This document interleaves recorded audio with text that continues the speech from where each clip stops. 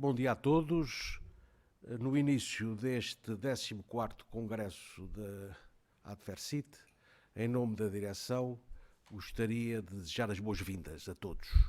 Em primeiro lugar, ao Sr. Secretário de Estado das Infraestruturas, Engenheiro Jorge Delgado, em representação do Sr. Ministro das Infraestruturas e da Habitação, Dr. Pedro Nuno Santos, infelizmente ausente por imperativo da Assembleia da República, ao nosso Presidente do Congresso, o Engenheiro Carlos Moedas, também na qualidade de anfitrião, enquanto administrador da Fundação Carlos de Gulbenkian, que mais uma vez nos cede este espaço e proporcionou as condições para realizar este difícil congresso, e ao ao Presidente da Comissão Executiva, o Dr. Luís Filipe Pereira, e na mesa também o Professor António Costa e Silva. Mas também desejar as boas-vindas aos congressistas que se inscreveram, para cima de 400, e que nesta altura começam a estar online, e com uma palavra muito especial àqueles 114 que se inscreveram presencialmente e que foram agora confinados a esta modalidade de online. Uma palavra que permitem-me dar aos amigos de Angola que se inscreveram, já que acompanham com alguma curiosidade as atividades da Adfercit, em particular nos domínios das infraestruturas, dos portos e dos caminhos de ferro. Todos sabemos que temos acompanhado estes congressos da Adfercit, que são sempre um motivo de enriquecimento técnico, mas também uma oportunidade para rever antigos colegas e, igualmente, o local onde abraçamos os nossos amigos. Infelizmente, esta pandemia que a todos nos atinge não irá permitir guardar essa memória deste 14º Congresso. Como nota, gostaria de deixar aqui este duplo desafio com que fomos confrontados. Por um lado, a necessidade que sentimos em aprofundar a discussão à volta do Plano Nacional de Investimentos 2030, nomeadamente nas áreas da ferrovia, da mobilidade e dos transportes, mas também, em simultâneo, a necessidade de mobilizar a experiência, o conhecimento, o empreendedorismo à volta deste plano de recuperação e resiliência da economia portuguesa. E foi este, no fundo, as duas questões que nos levaram a manter esta data. Sr. Secretário de Estado das Infraestruturas, aqui estamos, mais uma vez, empenhados, como aliás sempre tivemos, em discutir e aprofundar tecnicamente assuntos polémicos que atravessam e dividem a sociedade portuguesa e que fizemos questão de constar dos nossos programas. Mais do que nunca, o que pretendemos é encontrar soluções, fomentar consensos que viabilizem as soluções que permitam, de facto, edificar um novo paradigma para a mobilidade e os transportes em Portugal. Este tem sido o nosso grande desafio. A todos desejo um bom trabalho, um profícuo trabalho para o nosso 14º Congresso. Palavra ao Sr. Presidente.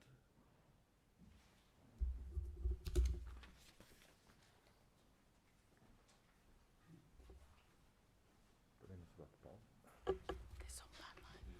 É só carregar. Obrigado. Exato. Muito obrigado a todos. Em primeiro lugar, ao Sr. Secretário de Estado, Jorge Delgado, muito obrigado por nos acompanhar aqui neste dia. É um grande gosto tê-lo aqui na Fundação Carlos Gulbenkian.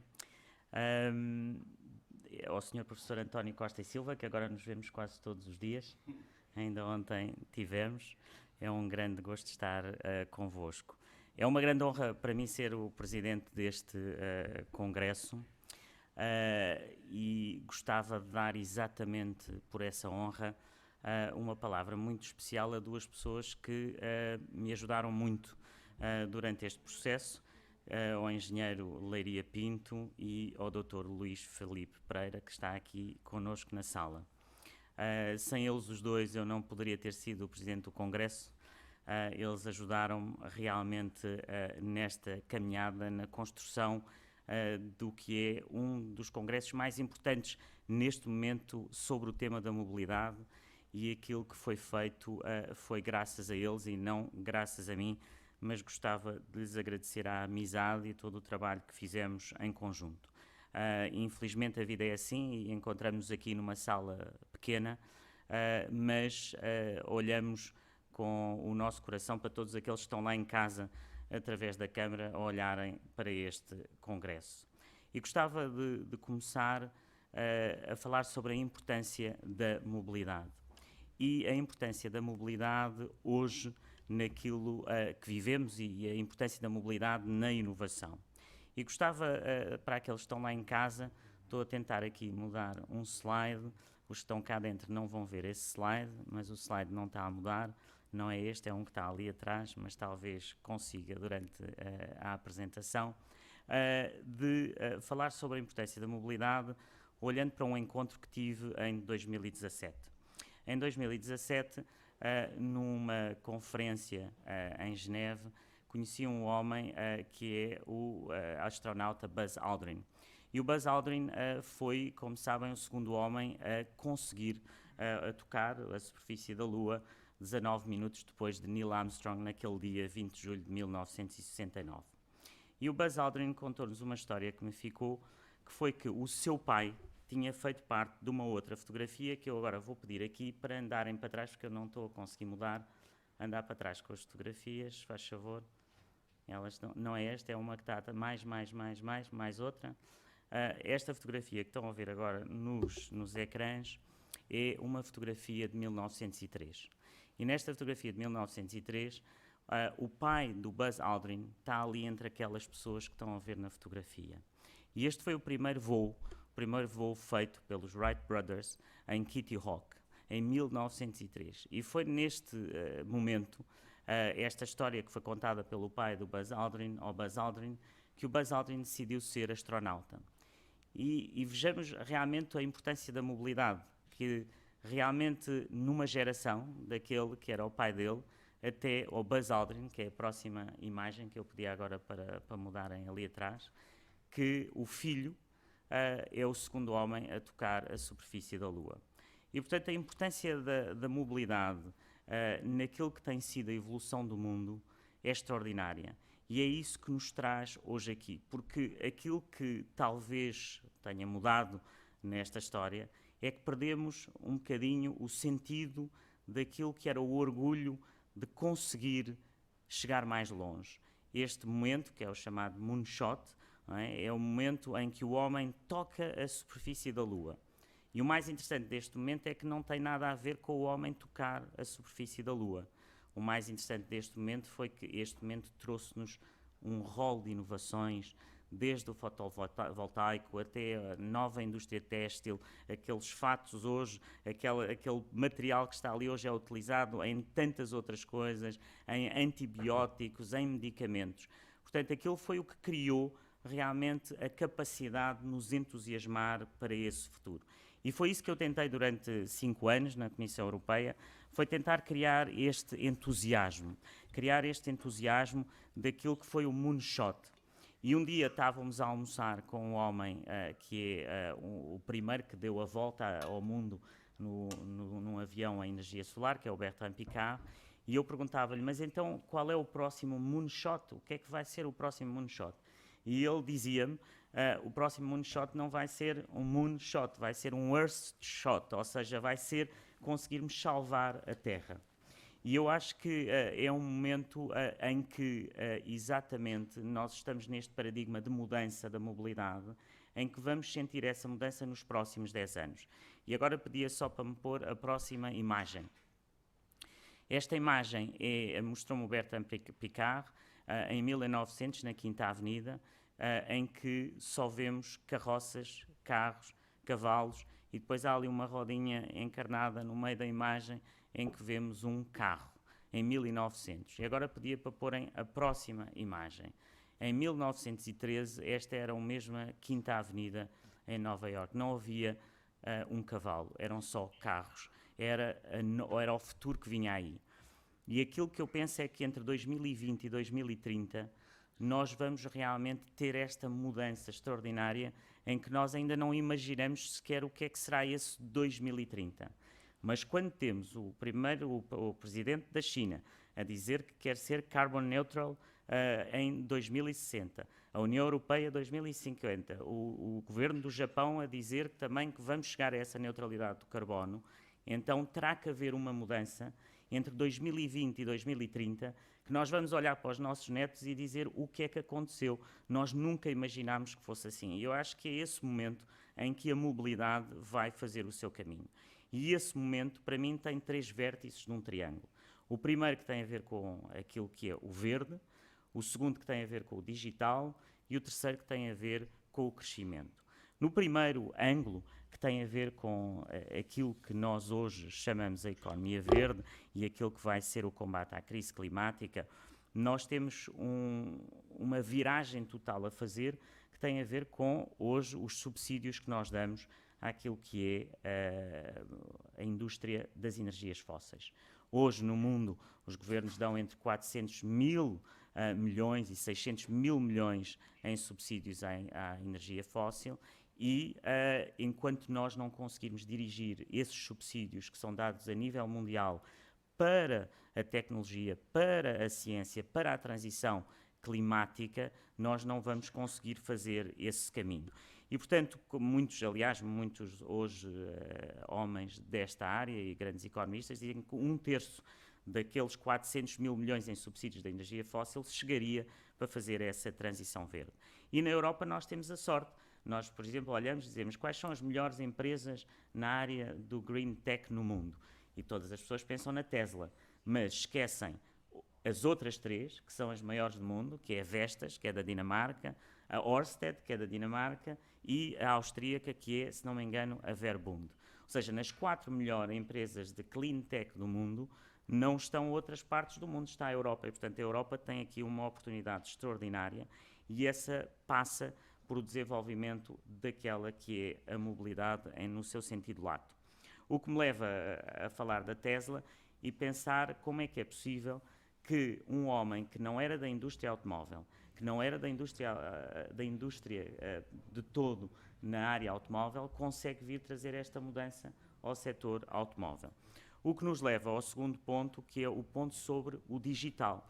Ou seja, o digital e a transformação digital que vamos viver na mobilidade, ela vai ser única e vai ser transformativa, porque aqueles que vão conseguir fazer essa mudança, eles não estão nas próprias indústrias, como o Elon Musk não estava na indústria que era a indústria automóvel. Ele estava numa indústria totalmente diferente.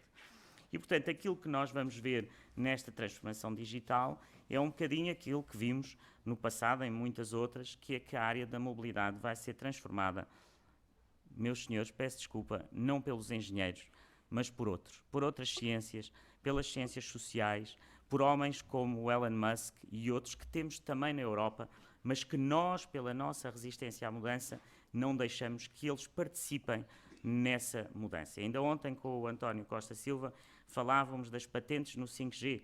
50% das patentes do 5G estão na Europa. Portanto, nós temos essa oportunidade à nossa frente. E o terceiro ponto que vos queria deixar para reflexão durante o Congresso era o ponto do crescimento. Nós temos este problema da difusão da inovação, que é essencial para o crescimento e para a produtividade. Não vemos a produtividade ou melhor, não vemos os computadores, não vemos o IT, não vemos o digital na produtividade hoje e olhamos para o setor da mobilidade e pensamos qual foi o maior salto de produtividade nos últimos 50 anos. Eu acho que talvez o grande salto na mobilidade e nessa produtividade foi a invenção do contentor. A invenção do contentor foi dos maiores saltos de produtividade do mundo. Ela não veio de um estudo sobre a produtividade, não veio de outra, veio da vossa indústria, veio da mobilidade, de um homem que decide pensar de maneira diferente como é que um contentor entrava num barco.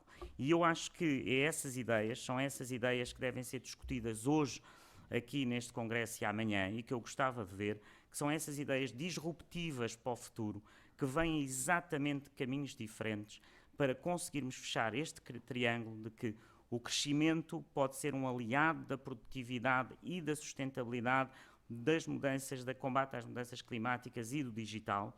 E acredito que esta estratégia que vai ser definida neste Congresso vai ser essa disrupção daquilo que eram as estratégias do passado, estratégias focalizadas nas disciplinas, para estratégias que vão muito mais do que isso. E só assim conseguiremos atingir não o moonshot, mas o earthshot que nós precisamos para sobreviver nesta terra para os nossos filhos e em que a mobilidade vai ser crucial. Muito obrigado e desejo-vos um grande congresso e tenho muito orgulho de ser o presidente deste congresso. Muito obrigado.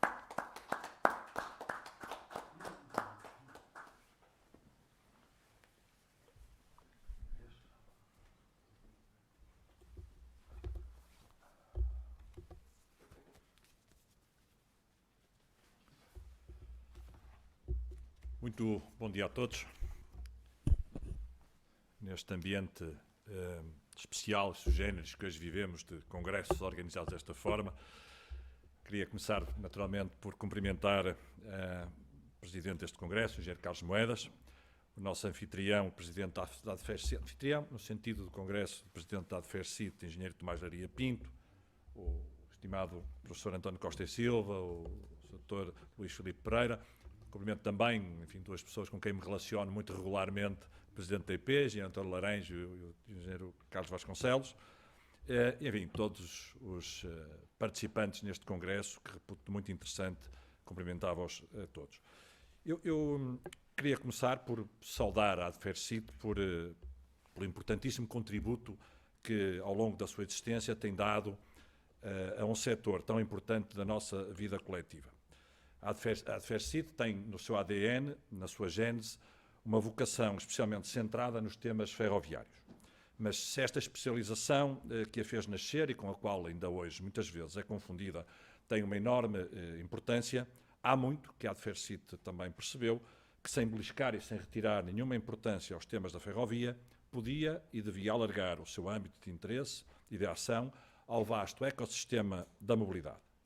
O elevado nível de competências dos seus membros, ao nível técnico, científico, económico e social, que os participantes neste congresso e todos os inscritos de forma tão óbvia ilustram, e dos palestrantes que por aqui passarão, assim o exigiam, tendo-se tornado, por isso, numa referência na divulgação das realidades e potencialidades dos sistemas integrados de transportes, seja a nível nacional, seja a nível internacional. Queria também saudar a ADFERCIT pela organização deste 14º Congresso, apesar de todas as adversidades que vivemos no momento, e por manter esta iniciativa e esta vontade de contribuir para as decisões que o país tem de tomar nos próximos tempos. Cumpre ao Estado, aos governos, adotar as políticas e decidir. Mas é também a obrigação do Estado e dos governos decidir de forma informada. Para tal, devemos socorrer-nos do conhecimento das próprias instituições públicas, sejam elas de caráter académico, científico ou público empresarial, mas não menos importante, da partilha de conhecimento com a experiência do setor privado e, naturalmente, com instituições como a ADFERCIT, cujo contributo desinteressado para a adoção das melhores práticas e das melhores decisões é para nós de extrema importância. Caras e caros amigos, discutir no presente os desafios do futuro é algo que temos sempre de fazer e que se torna ainda mais essencial em tempos de incerteza como aquele em que vivemos. Um desses desafios é certamente o do tema que nos traz aqui hoje, a mobilidade sustentável para todos. Trata-se de um aparente desígnio simples, mas como a própria experiência nos mostra, ele é muito mais complexo do que pode parecer à primeira vista. A mobilidade e os transportes são, como todos bem sabemos, um pilar cada vez mais essencial das nossas vidas.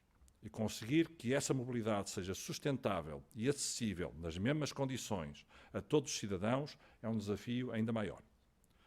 Como governantes, a nossa missão é garantir que essa mobilidade existe para todos e da mesma forma. Porque a mobilidade é também, e cada vez mais, sinónimo de liberdade. Eu estou mesmo convencido que se o Sérgio Godinho tivesse escrito hoje a música Liberdade, que é muito datada do ponto de vista político, mas cujos temas essenciais, o conteúdo essencial e os valores que refere, por certo, todos partilhamos, teria acrescentado uma palavra ao conteúdo dessa canção. Porque a ideia que ele transmite nessa canção, como ele diz, só há liberdade a sério quando houver paz, pão, habitação, saúde, educação, valores que todos, por certo, comungamos, teríamos talvez hoje que acrescentar que também só há liberdade quando houver mobilidade igual para todos. Talvez, enfim, a introdução desta palavra pudesse gerar aqui um problema com a rima, mas esse é um problema que Sérgio Godinho teria que resolver e, portanto, que eu deixo esse desafio para ele. Mas a verdade é que só é livre o cidadão a quem o Estado dá todas as condições para chegar ao trabalho a horas, para deixar os filhos na escola sem atrasos, para aceder a um hospital a tempo de receber os tratamentos adequados. E isso leva-nos ao desafio seguinte: ter transportes eficientes e infraestruturas em condições de dar resposta às necessidades de cada um de nós. Mas este desafio difícil é um desafio muito virtuoso. É um desafio virtuoso porque, para lá da resolução do problema que se acaba de anunciar, traz consigo o contributo para a resolução de outros problemas e para a melhoria da nossa qualidade de vida. Porquê? Porque a eficácia na mobilidade, nos termos em que hoje se desenha, traz otimização de recursos e, por isso, menos consumos. E traz ainda a utilização de recursos movidos por fontes energéticas mais amigas do ambiente. Se queremos, e claro que queremos, aspirar a cumprir as metas do Acordo de Paris, temos mesmo de fazer essa transformação num setor que, pela negativa, tanto contribui para a pegada ambiental. É também um desafio virtuoso porque a eficácia na mobilidade é a economia de tempo, seja na deslocação das pessoas, seja no transporte de bens, sendo ambos fatores de incremento de competitividade económica. É ainda um desafio virtuoso porque a economia de tempo nos transportes é ganho de qualidade de vida, valor fundamental numa sociedade que se quer moderna e onde vale a pena viver. Sim, ter transportes eficientes, infraestruturas em condições de dar resposta às necessidades de cada um de nós é um desafio a que este governo, eu diria a que qualquer governo, tem de dar resposta. Foi com este desígnio em mente que o governo avançou para a elaboração de 2 documentos que serão estruturantes para o nosso futuro enquanto país: o Programa de Recuperação e Resiliência e o Programa Nacional de Investimentos 2030. No momento de retração económica em que vivemos em todo o mundo, cumpre aos Estados dinamizar a economia através de investimento público. Investimentos com capacidade reprodutiva, seja ao nível do investimento na ferrovia, nas ligações às áreas empresariais, na melhoria da eficiência energética dos edifícios ou com o reforço do parque habitacional público, que contará com o maior investimento de sempre na nossa democracia. Estes 2 documentos que beneficiaram em grande medida, como todos sabemos, da visão do também aqui presente professor António Costa e Silva, que volto a cumprimentar e que saúdo uma vez mais, que nos temos cruzado muitas vezes, e que daqui a pouco teremos a oportunidade de ouvir com muita atenção. Portugal precisa que estes investimentos se façam efetivamente e que saiam do papel. Deles depende o nosso futuro como povo, deles depende a nossa ligação à Europa, deles depende também a competitividade das nossas empresas e a coesão do nosso território. Sim, porque mobilidade sustentável é muito mais do que mobilidade urbana. O acesso à mobilidade não se pode ficar assim pelas grandes metrópoles. Se é certo que os problemas de mobilidade são mais evidentes em Lisboa e no Porto, onde a concentração de pessoas e de serviços é maior, sabemos bem que muitas vezes tem mais dificuldade de mobilidade um cidadão que vive em Unhais da Serra ou em Ferreira do Alentejo do que aquele que está nos arredores das grandes cidades. Porque nas zonas mais rurais o problema não é o trânsito, mas a falta de oferta de transporte público, já que são territórios que foram sendo esquecidos dos investimentos em infraestruturas feitos ao longo das últimas décadas. Sim, precisamos de um sistema global de mobilidade que contribua para a coesão territorial, que contribua para as nossas relações internacionais, que esteja ao serviço das pessoas e da economia. Caras e caros amigos, deixem-nos dar algumas notas sobre o Plano Nacional de Investimentos 2030, cuja versão, que será submetida a um processo de avaliação estratégica ambiental, foi apresentada pelo Governo no passado dia 22 de outubro.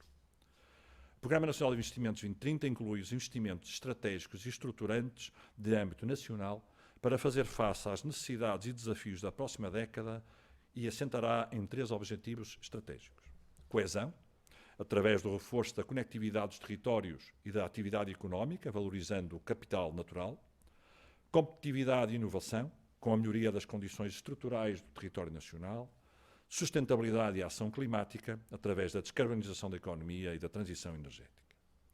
Fizemos um longo caminho para aqui chegar. Em 2018 lançamos o debate público e durante 4 meses foram auscultadas entidades setoriais, académicas e diversos especialistas. Em 2019 foi apresentado um relatório com a inclusão de todos os contributos recebidos e, de seguida, o debate passou para o nosso Parlamento, de onde resultou a aprovação de uma resolução que recomenda ao Governo ter em conta um conjunto de investimentos, que são aqueles, no fundo, que constam deste plano e que se prevê serem realizados na próxima década. Entretanto, o relatório do Plano Nacional de Investimentos 2030 foi submetido à avaliação e revisão final do Conselho Superior de Obras Públicas, que emitiu já o seu parecer técnico sobre o mesmo e cujo conteúdo, ainda que alertando para algumas falhas e apontando alguns caminhos, se revela globalmente muito positivo. Trata-se de um plano que incorpora investimentos num montante superior a 42 mil milhões de euros, cujo financiamento terá diversas fontes. Cerca de 28% serão dotações do Orçamento de Estado. Idêntico montante prevê-se que venha de quadros financeiros plurianuais europeus. 8% serão oriundos do mais recente Instrumento de Recuperação e Resiliência e os restantes 33% terão origem em investimento privado.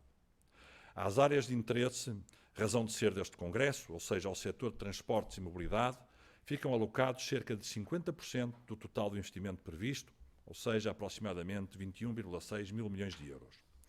Dentro deste setor, de transportes e mobilidade, os projetos da área ferroviária são os que consomem a maior fatia, com cerca de 50% do total, ou seja, à volta de 10,5 mil milhões de euros.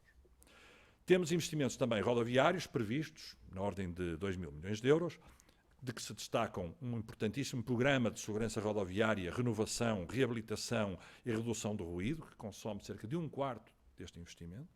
Um programa de construção de missing links, para tentar resolver problemas que todos nós conhecemos, sejam eles de natureza mais local ou mais regional. E um programa de conectividade transfronteiriça. E não menos relevante, estão ainda neste pacote de investimentos o desenvolvimento das redes de metro e os sistemas de transporte em sítio próprio nas áreas metropolitanas, bem assim como a continuação da promoção da mobilidade elétrica. Mas a estratégia de investimentos subjacente ao PNI 2030 não esqueceu a necessária articulação com os respectivos instrumentos de estratégia e política pública.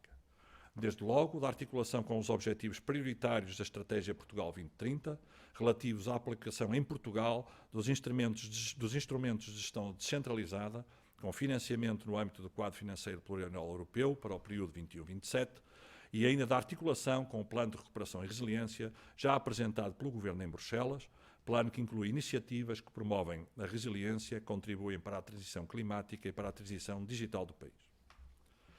Minhas senhoras e meus senhores, com o Plano de Recuperação e Resiliência e o PNI 2030, o Governo tem em mente dotar o país de infraestruturas mais resilientes, mais sustentáveis e mais acessíveis a todos.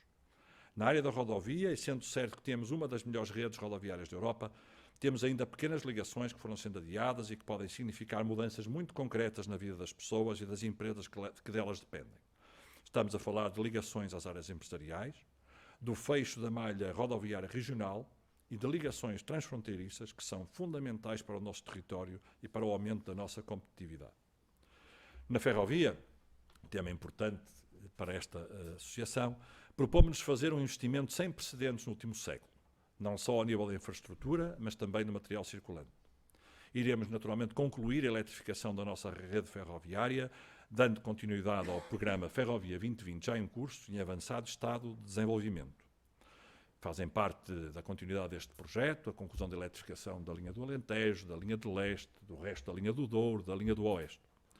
Neste programa, ainda, também, no âmbito dos compromissos europeus e da nossa integração do corredor atlântico, estamos a dotar a nossa rede de interligação com a Europa de condições para a sua interoperabilidade, em absoluta articulação com as entidades reguladoras das redes transeuropeias de transporte e com as entidades gestoras dos programas de financiamento das mesmas infraestruturas.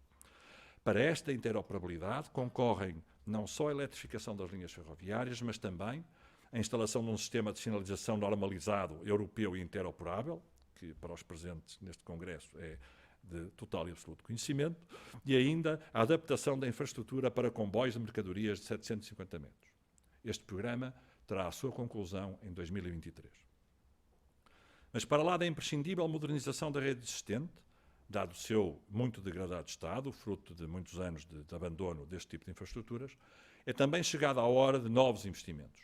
Investimentos que transformarão de forma única e muito relevante a mobilidade dentro e entre as áreas metropolitanas do Porto e de Lisboa. Investimentos que reforçarão a coesão territorial, procurando levar a ferrovia a todas as capitais de distrito. E investimentos que permitirão intensificar a integração económica ibérica, através do reforço das ligações ferroviárias e rodoviárias transfronteiriças, de que é exemplo, um deles, a aposta na ligação de alta velocidade Porto Vigo.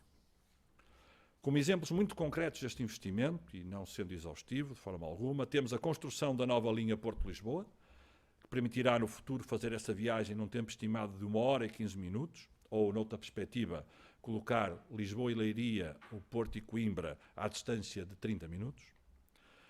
E nas áreas metropolitanas faremos também a quadriplicação da ligação Roma-Arieiro-Braço de Prata e Contumila-Hermesinde, que são investimentos essenciais para o aumento de capacidade dentro dessas mesmas áreas metropolitanas e que, em particular no caso de Lisboa, tantas vezes têm sido referidas como limitadoras, por exemplo, do aumento de capacidade da linha de Sintra, onde a afluência de utilizadores é relevante. Estes são apenas 2 exemplos de investimento em infraestruturas de um vasto conjunto de investimentos previstos. Mas não vale a pena investirmos em linhas se não tivermos os comboios. O Governo já anunciou a aquisição de 129 automotoras elétricas para todas as categorias de serviço ferroviário, nomeadamente para os serviços urbanos e para os serviços regionais.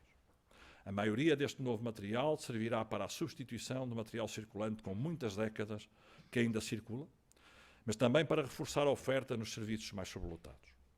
A centralidade ecológica do transporte ferroviário é evidente. 2021 será o ano europeu da ferrovia e todos sabemos que o comboio é um transporte coletivo mais eficiente, mais sustentável, económica e ecologicamente, para viagens de curto e médio curso. Não podemos, no entanto, esquecer que a mobilidade que queremos no futuro tem de ser assente em redes multimodais e é por isso que estes investimentos devem combinar vários modos de transporte. Do comboio que nos permite chegar de Lisboa ao Porto em pouco mais de 1 hora, ao metro que nos transporta de forma rápida e eficiente dentro dos centros urbanos e a todos os outros modos que fazem parte do ecossistema de mobilidade e que permitem as chamadas last miles. O sistema só funcionará se todas as peças existirem e funcionarem de forma integrada e eficiente.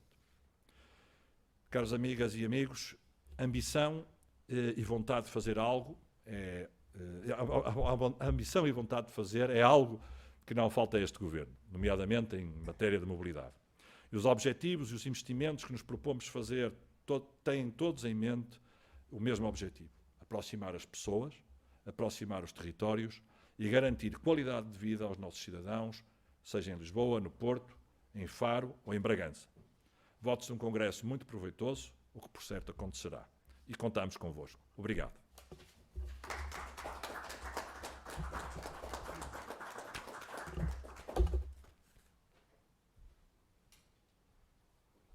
Só um minuto é devido um pedido de desculpas aos nossos congressistas.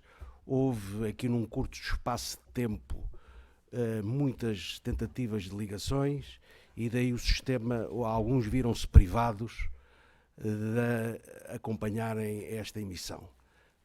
Penso que já recuperamos, nesta altura ultrapassamos já os 200 inscritos que estão a acompanhar online e deixar a informação que logo após a intervenção do professor Costa e Silva, a emissão continuará até às 13h30, 13h30, e depois reabrirá às 15 horas. E agora, finalmente, o professor Costa e Silva.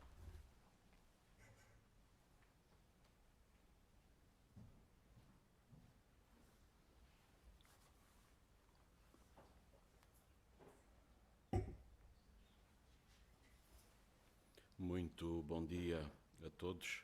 Queria agradecer muito o convite do engenheiro Tomás Leiria Pinto para estar aqui presente, cumprimentar também o Dr. Luís Filipe Costa, saudar a Adfercity e todo o trabalho extraordinário que têm feito ao longo do tempo, numa área que é extremamente relevante para o país, que tem a ver com as infraestruturas, a conectividade e a competitividade do país. Portanto, estas áreas estão no cerne da nossa competitividade.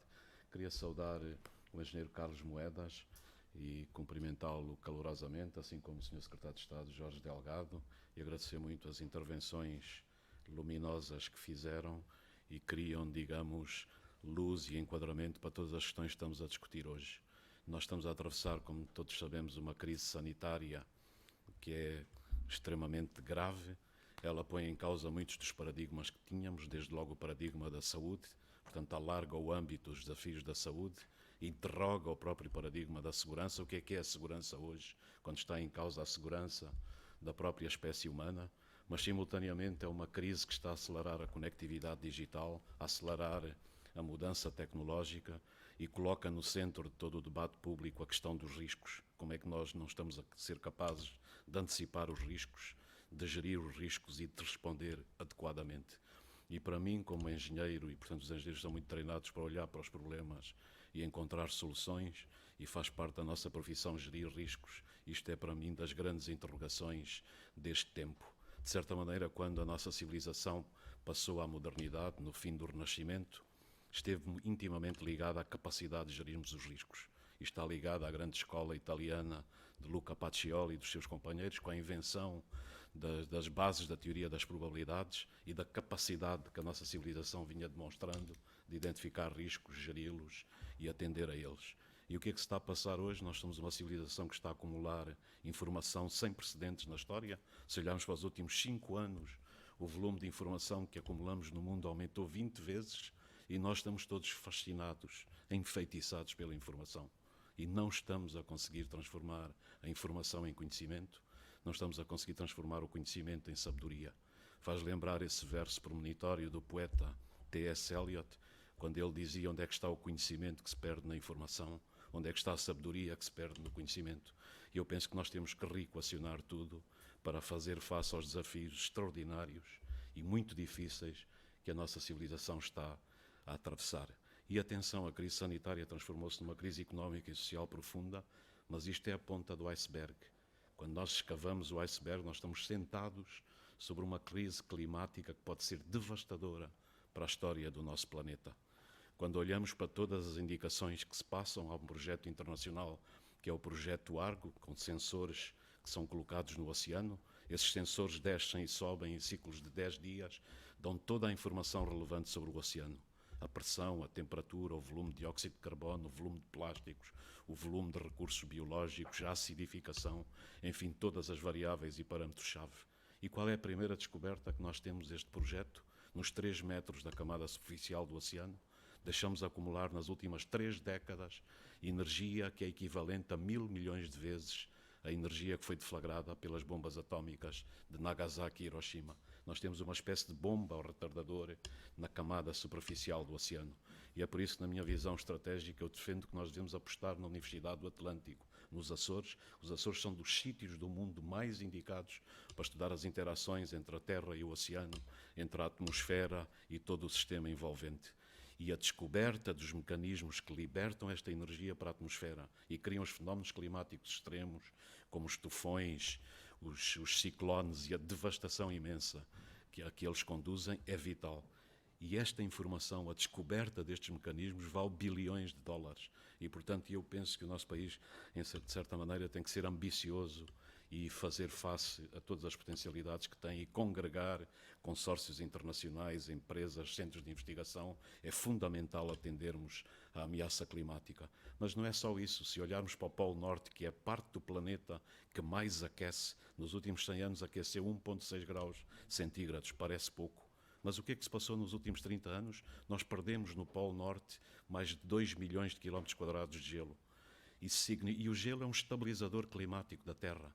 Ele reflete parte da radiação solar que atinge o nosso planeta. O albedo solar, que é o coeficiente de reflexão da Terra, é um parâmetro absolutamente chave para a vida no nosso planeta. E o que se está a passar é que o desaparecimento do gelo, o oceano, incontornavelmente vai aquecendo.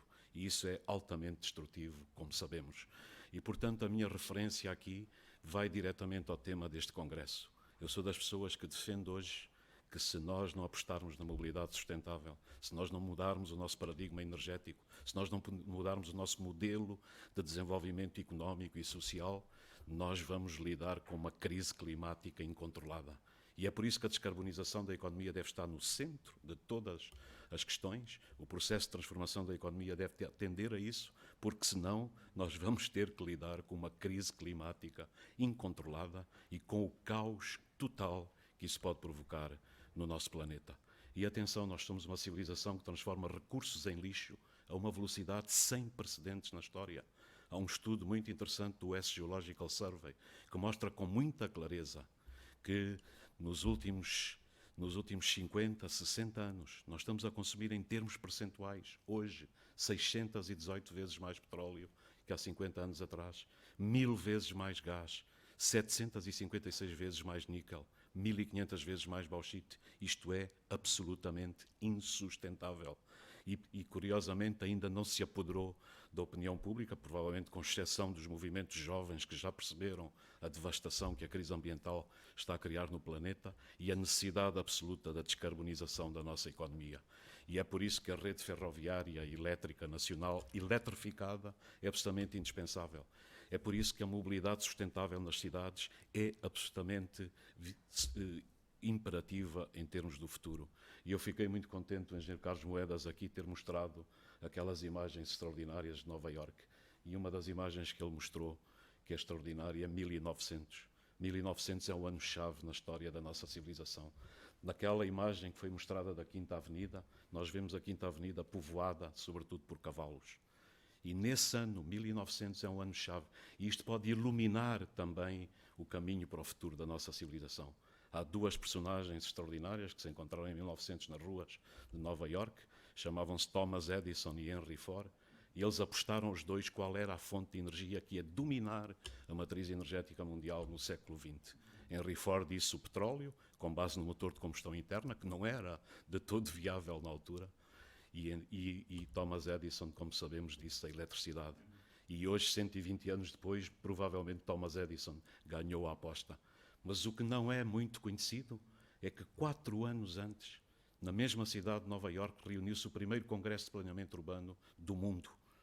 E o Congresso terminou ao fim de 2 dias com visões absolutamente apocalípticas. A nossa civilização ia desaparecer, as cidades estavam condenadas, a vida era impossível. E porquê? Porque, como mostrou o engenheiro Carlos Moedas, as cidades estavam povoadas por cavalos. Londres tinha 300 mil cavalos. Nova Iorque tinha 100 mil cavalos. Portanto, a pestilência criada, o estrume, as doenças, as pragas, eram absolutamente estonteantes. E todos os Nostradamus da altura se congregaram, nós estamos condenados, vamos a caminho do apocalipse, como hoje acontece de certa maneira, exponenciado não só pela crise climática, como pela crise sanitária. E o que é que aconteceu? As mentes criativas estavam a gizar soluções, como aquilo a que o engenheiro Carlos Moedas apelou, e eu acredito que hoje aquilo que nos vai salvar, como ontem, é a criatividade da mente humana, é a capacidade imensa de nós encontrarmos soluções. E o que é que aconteceu? Poucos anos depois, como a segunda imagem mostrou, alguns anos depois as ruas das cidades começaram a ser povoadas pelos carros. A civilização entrou num processo absolutamente extraordinário de desenvolvimento. Se olharmos para o PIB do nosso planeta, em 1950 era 5 bilhões de dólares. No fim do século XX chegou aos 65 bilhões de dólares. Nunca tivemos isto na história. A capacidade de criar riqueza no mundo aumentar 13 vezes no espaço de 50, 60 anos. E porquê?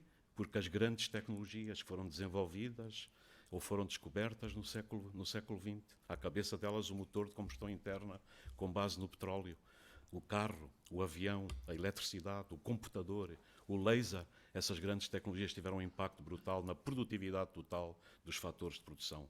E isto coloca o enquadramento para discutirmos os problemas do nosso país e aquilo que podemos fazer em termos do futuro. E, portanto, passando à questão do nosso país e voltando um pouco ao documento que preparei da visão estratégica, para mim é central para a competitividade do nosso país, a conectividade e o sistema de infraestruturas. Eu penso que o Sr. Secretário de Estado fez aqui uma apresentação brilhante de tudo aquilo que se está a passar ao nível da rede de infraestruturas. Podemos discutir, há muitas polémicas, mas as polémicas têm-se travado ao longo do tempo. Eu acho que hoje é a altura de fazer realmente as infraestruturas. E na visão que procurei apresentar, se olharmos para a história de Portugal, nós estamos duplamente confinados, como sabemos, temos confinados pelo nosso grande vizinho, a Espanha. A Península Ibérica está confinada relativamente à União Europeia, e nós procuramos, ao longo dos séculos, superar este confinamento, explorando também a relação marítima com o mundo. E, portanto, isto fez-se em ciclos dicotómicos. Num exploramos a ligação com a Europa, quando isso não funcionava, virávamos para o mar. E há quase uma constante, e quando digo quase é porque há exceções, mas há quase uma constante na história de Portugal, quando se virou para o mar, prosperou, quando virou as costas ao mar, muitas vezes estagnou e definhou. A única grande exceção é o grande projeto de integração na União Europeia. Mas a minha defesa hoje, e é o cerne da visão estratégica, é que o país está em condições de explorar estas dimensões nas duas vias simultaneamente. Explorar a grande relação continental com a Europa e, para isso, a conectividade, sobretudo do sistema de transportes, é vital e, sobretudo, a ferrovia. A rede ferroviária elétrica nacional, com tudo aquilo que está a ser desenvolvido, com as extensões que têm que se fazer, com a ligação de alta velocidade, que acho absolutamente imprescindível, entre o Porto e Lisboa, para dar grande competitividade às nossas duas grandes macro-regiões metropolitanas, a extensão a Vigo, a extensão depois e a ligação à rede espanhola e à rede europeia, são absolutamente indispensáveis. E no próprio Plano Ferrovia 2020 que está a ser executado, e bem executado, há ligações como a de Sines à Espanha, como a renovação da Beira Alta, que para mim são indispensáveis para mudar o destino do interior do país. E quando falo explorar a relação continental com a Europa, é mudar completamente o destino do interior. Se nós olharmos hoje para o interior do país, nós temos em Lisboa, provavelmente, e no Porto, uma visão muito litoralista do país. Mas aquilo que se passa hoje em Vila Real, em Castelo Branco, em Beja, em Évora, com o polo de tecnologias agrícolas que se criou, com o ecossistema que vem dos politécnicos, das universidades, do dinamismo das autarquias e das empresas, cria valências económicas que temos que aproveitar para desenvolver estas regiões. Quando olhamos para Castelo Branco e, simultaneamente, para outras cidades como a Covilhã, nós vemos um polo de ciências biomédicas que desenvolveu. Quando olhamos para outras zonas, como o Fundão, com o microcosmos de tecnologias digitais que se criou, fruto do dinamismo do Presidente da Câmara e da sua capacidade de atrair startups. E, portanto, a rede ferroviária elétrica nacional ligada à Espanha é absolutamente fundamental para quê? Para transformarmos o destino dessas regiões. Estas regiões podem ser espaços geoeconómicos integrados, falar com o outro lado da fronteira, pegar nas suas valências e desenvolver. E para isso a ferrovia é absolutamente indispensável. E para mim, neste conceito da ferrovia, há questões que são absolutamente vitais. Uma é a eletrificação, exatamente por estar em linha com a descarbonização da economia, para ser uma solução ambientalmente sustentável. É a interoperabilidade, que o Sr. Secretário de Estado focou e muito bem, é absolutamente vital. E o terceiro elemento é não deixar que o país seja uma ilha ferroviária na Europa. E todos os projetos que estão a ser desenvolvidos, as indicações que tenho recebido são muito claras, estão a ser feitos todas as linhas com travessas polivalentes, que permitem a migração para a bitola europeia, quando isso for necessário, e isso evidentemente tem que ser sincronizado com o nosso grande vizinho. E, portanto, essa ligação tem que acontecer, penso que está em cima da mesa dos decisores políticos, há um consenso à volta disso, e a própria ligação da nossa linha de alta velocidade tem que também ser feita à alta velocidade espanhola. E se houvesse dúvidas da bondade destes projetos, nós não podemos ter ao lado de nós um país como a Espanha, que tem 5.700 km de linhas de alta velocidade e nós estamos apenas a começar. Nós não podemos ter uma ligação entre Barcelona e Madrid, 650 km, que é de 2 horas e meia, e a nossa ligação de Lisboa a Madrid hoje, com a linha que existe, pode ser de 8, 10 horas, 11 horas, o que for. Não é possível, assim o país não é competitivo.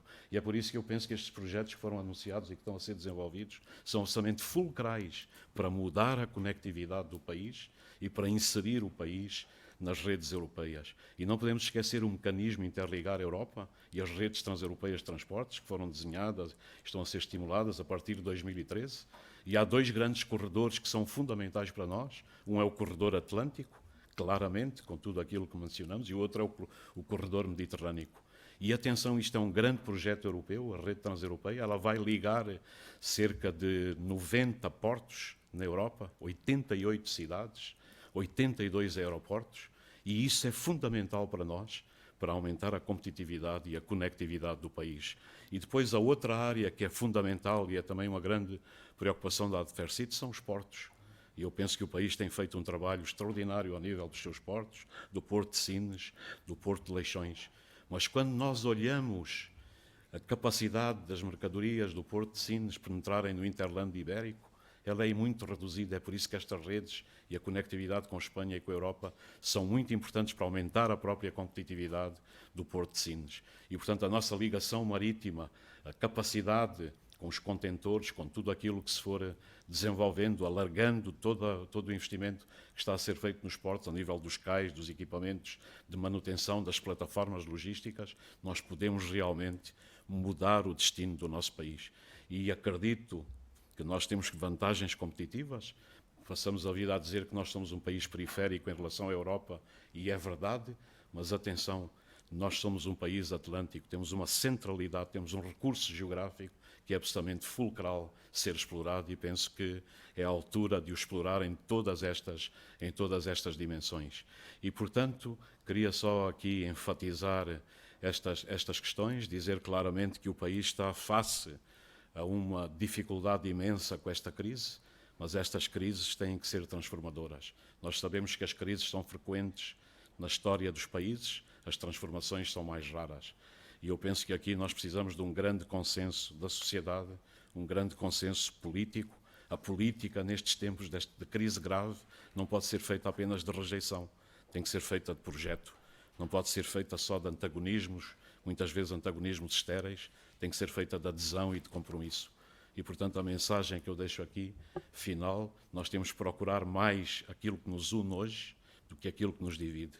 E eu penso que nós temos uma tradição no nosso país que não é muito boa, somos um país muito individualista, um país de muitos eus e pouco nós, mas nós temos que reverter essa condição. E se não revertermos, não vamos chegar a bom porto. E o exemplo final que queria dizer aqui, nos contactos que tenho estabelecido e as solicitações imensas que tenho recebido, na semana passada estive em Beja. Em Beja foi lançado um observatório do Baixo Alentejo, que é uma iniciativa que eu acho extraordinária. E porquê? Porque junta todos os partidos, junta as universidades, junta as autarquias, junta as empresas, junta tudo aquilo que tem a ver com o Alqueva, com o cluster aeronáutico de Beja, com o próprio Porto de Sines, para todas estas entidades trabalharem em conjunto e desenvolver uma espécie de plano de desenvolvimento regional. Eu penso que o país tem que ter estes contratos para o desenvolvimento das suas regiões, com base nas forças locais e na integração dessas forças. E o ambiente em que o Observatório do Baixo Alentejo foi lançado foi extremamente estimulante.